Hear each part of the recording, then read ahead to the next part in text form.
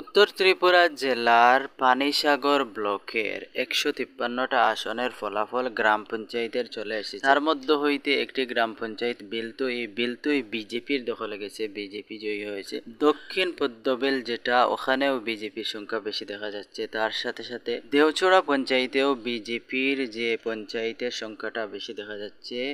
তাছাড়া জলাবাসা রয়েছে, এখানেও বিজেপির সংখ্যা বেশি দেখা যাচ্ছে, বিজেপি বেশি জয়ী হয়েছে। পশ্চিম পদ্মবিল গ্রাম পঞ্চায়েতের যে রেজাল্ট এসেছে ফলাফল, সেখানেও বিজেপির সংখ্যা বেশি, বিজেপির দখলে গেছে। পূর্ব রৌয়া গ্রাম পঞ্চায়েতে কয়েকটি আসন দেখা যাচ্ছে কংগ্রেস এবং সিপিএম এর, তারপরেও বিজেপির দখলে গেছে। একটা রয়েছে রামনগর গ্রাম পঞ্চায়েত, যেখানে পরিষ্কার ভাষায় বোঝা যাচ্ছে যে বিজেপির দখলে গেছে এই গ্রাম পঞ্চায়েতটা। আরও একটি রয়েছে রৌয়া, যেখানে ওইটাও বিজেপির দখলে গেছে।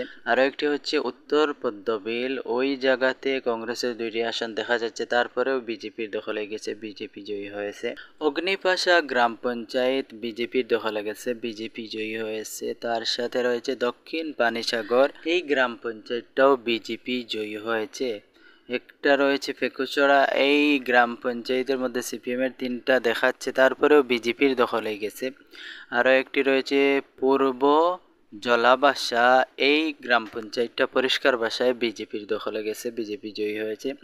উত্তর দেওচড়া, এটাও বিজেপির দখলে গেছে, যদিও ইন্ডিপেন্ডেন্ট রয়েছে, একটি ক্যান্ডিডেট জয়ী হয়েছে। পশ্চিম পানিসাগর, এখানে সিপিএম এর যদিও মেম্বার দেখা যাচ্ছে, তারপরেও বিজেপির দখলে গেছে ওই পঞ্চায়েতটা।